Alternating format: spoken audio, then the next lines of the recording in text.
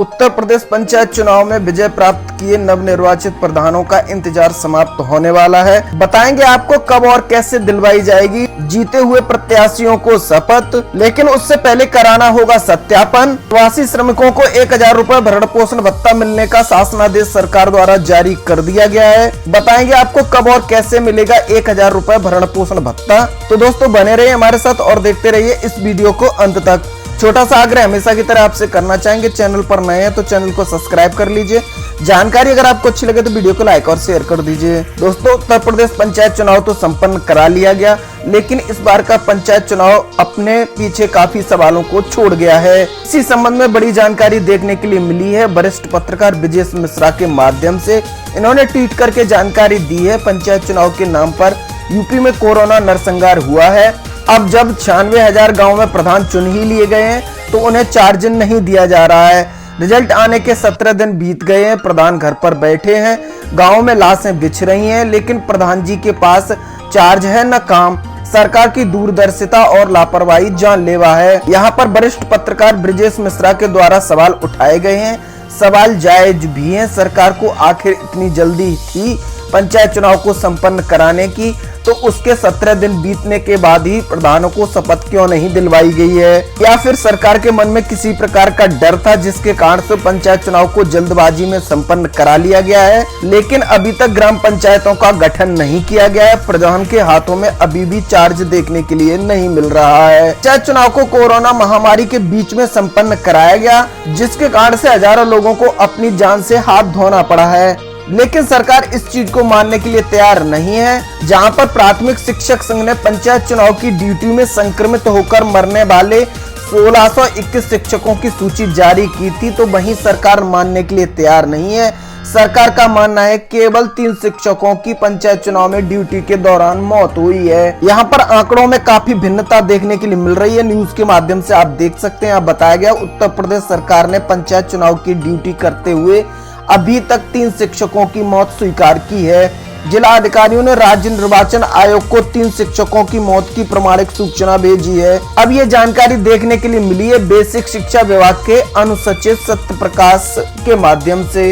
अब इन्होंने किन लोगों को पंचायत चुनाव की ड्यूटी के दौरान मृत माना है, उस संबंध में ये जानकारी देखने के लिए मिल रही है। मतगणना मतदान से संबंधित जो प्रशिक्षण और मतगणना कार्य के लिए कर्मचारी के निवास स्थान से ड्यूटी स्थल तक पहुंचने और वहां से वापस घर पहुंचने की अवधि निर्वाचन अवधि मानी जाएगी। यानी जब आप मतदान कराने घर से निकले थे उससे लेकर के जब आप मतदान कराकर घर वापस आ गए हैं तब तक की समयावधि को अभी काउंट किया जाएगा। उस अवधि के अंतर्गत जिन लोगों की मौत हुई है उन लोगों को ही इसमें शामिल किया जाए। राज्य सरकार केवल 3 शिक्षकों की मौत ही ड्यूटी के दौरान मान रही है पंचायत चुनाव के दौरान। वहीं राज्य शिक्षक संघ जो है 1621 शिक्षकों की सूची जारी कर चुका है। यहाँ पर भी टकराव की स्थिति बनी हुई है।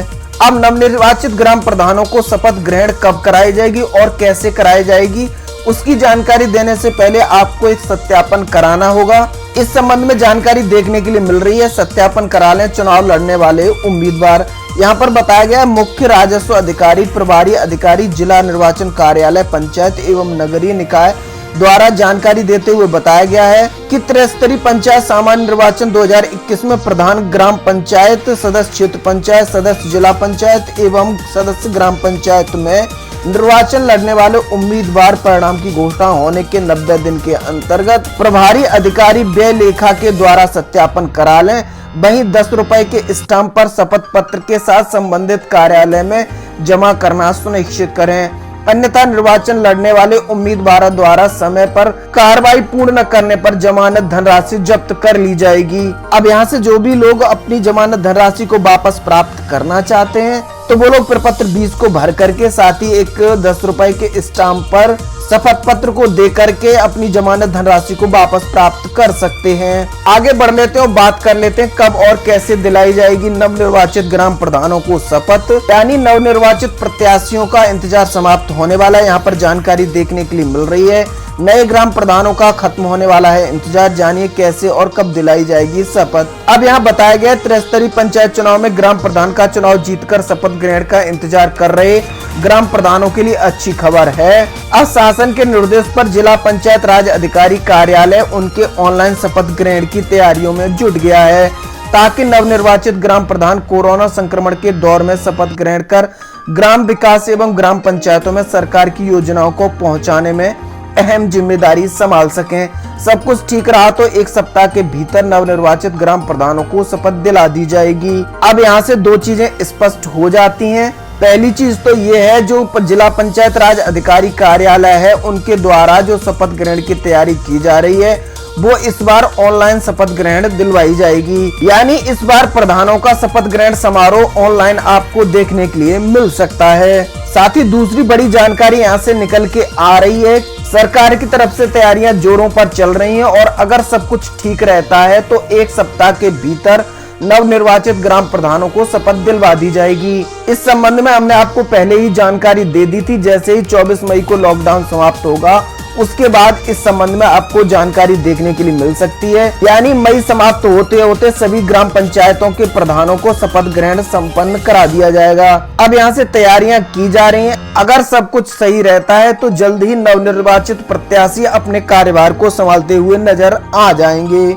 अब जैसा कि आपको पता है, त्रिस्तरीय पंचायत चुनाव के नतीजे आपको 2 मई को देखने के लिए मिले थे, लेकिन कोरोना संक्रमण की वजह से शपथ ग्रहण संपन्न नहीं कराया गया था, जबकि पंचायत चुनाव को कोरोना संक्रमण के बीच में ही संपन्न करा लिया गया था। अभी भी जो ग्राम पंचायतों का कार्यकाल देख रहे हैं वो प्रशासक ही देख रहे हैं। अब ऐसे में कोविड संक्रमण की कुछ रफ्तार धीमी पड़ी है तो नवनिर्वाचित ग्राम प्रधानों को शपथ दिलाने की प्रक्रिया पूर्ण कराने की तैयारी की जा रही है। संक्रमण को देखते हुए शपथ ग्रहण कार्यक्रम ऑनलाइन कराया जाएगा।